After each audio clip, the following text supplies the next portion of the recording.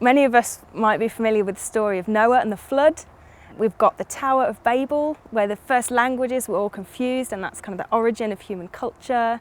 We've got Methuselah, who lived 969 years, and kind of a whole line of people living ridiculously long times. We've got Enoch, who was taken up to heaven, disappeared one day. So these stories are all in Genesis. Genesis is the first book in the Old Testament, and it kicks off the story of God's people. So it's thought maybe to have been linked back to Moses. We don't really know who wrote the book.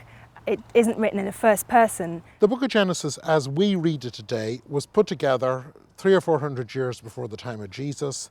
It's made up of a handful of different pieces of material. Some of it is very ancient folklore, some of it is sort of pseudo-scientific folklore that owes an awful lot to Babylon. Genesis means origins, beginnings, and that's really the theme of the whole book. It's the beginning of creation of the world, the beginning of God's interaction with the world. The word Genesis is the Latin form, if you want to be technical, of the Greek word for begettings.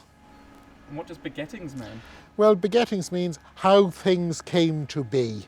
Well, one of the key things about Genesis is that it deals with the creation, the most obvious thing about it. And the most obvious question you have to ask then is, what does this mean? What does this story mean? Is it real? Is it a metaphor or whatever? I work on James Ussher, who was an Irish archbishop who lived from 1581 to 1656. And he's known these days for one thing only. Look him up on Google and you'll find hundreds of thousands of hits for James Ussher as the man who said the world was created in 4004 BC on the 23rd of October. There's two people who respond to Ussher these days. There's the creationists, who think he's a hero, and there's everyone else who think he was faintly mad. In fact, they're both wrong. What Ussher was doing was using the most respectable science, biblical scholarship, history, archaeology, chronology, everything, to try and date the Bible precisely. What he wanted to find was dates in the Bible, such as Nebuchadnezzar, say, which you could find in history, apply that date to the Bible, then count back all those generations, X begat Y, begat Z in the Bible, count back in the Bible and get to the creation. The church fathers, those who formed the Christian church, especially in the first few centuries, they didn't read, like some people do today, they didn't read Genesis what we would call literally. So Genesis 1, when you say there's different days, some people today think, oh, that must mean that the world was created in 6 days. But the church fathers never understood it this way at all. They never read it what we would call literally. But for them, they were reading it literally, which is to say it had a literal truth. But for them, what literal meant was, what was it trying to tell us? And in fact, if you look at someone like St. Augustine, writing in the 4th and 5th century, he said that if Christians were to read Genesis and to turn it into science, they would be talking nonsense. Because he said, well, listen, there are astronomers, there are physicists, he wouldn't have called that in that time, but there are different types of scientists who know more about that than we do.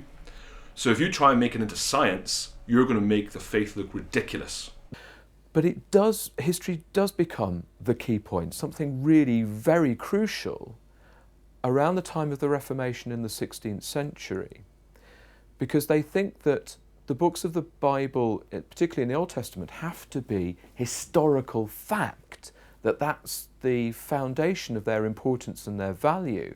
The symbolism, they think, is less important. What they want is concrete history.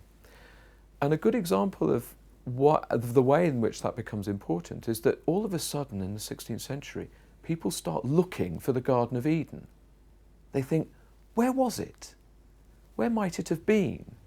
And so they start expeditions to try and find the Garden of Eden. They start expeditions to try and find Noah's Ark. And the reason that becomes so important is because if they can nail it, they can nail the location, they can find the boat that Noah built, they can say, there we go, you've got the historical facts, the book is true. Whereas in the early church, that wasn't the issue, it didn't matter. So this business of going and looking for the Garden of Eden, going and looking for Noah's Ark, becomes absolutely crucial to a very particular moment in Christian history. What we have here is the opening page of Ussher's Annals of the World, the annals of the Old Testament from the beginning of the world. He starts with Genesis 1, verse 1, the beginning of the Bible. In the beginning, God created heaven and earth, which beginning of time, according to our chronology, fell upon the entrance of the night preceding the 23rd day of October in 4004 BC. I think Ussher would be deeply embarrassed by the fact that what he's remembered for is something on which he was wrong. Would you want to be remembered for something you got spectacularly wrong? And the whole point is he got so much spectacularly right. Where was the Garden of Eden thought to be located? Somewhere in what is today Iraq, in what was then known as Mesopotamia, near the river Tigris and Euphrates. Noah's Ark was thought to come to rest at the top of Mount Ararat, which is a dormant volcano in Turkey, and Genesis is quite clear that Mount Ararat was the place where Noah's Ark came to rest. And so, have they gone and recovered it now?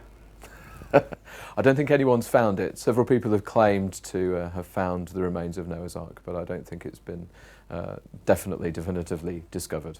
There was a general assumption at Ussher's time that the world would last for 6,000 years. And if you take then 4004 as the creation of the world, you can do a little bit of math and you can work out that therefore the end of the world was going to be 2004. And there were in fact quite a few people around about the 23rd of October 2004 wondering whether the world was going to come to an end. Now it didn't, as we know, and at the time they did wonder whether they might have got it wrong, which of course they did, because there's no year naught. So the actual year for the end of the world was 2005. And of course we know it didn't happen then. But this is typical of the way in which people trivialize Ussher and forget about the basic fact. At the time he was doing the best he could to the best of his scientific and theological knowledge.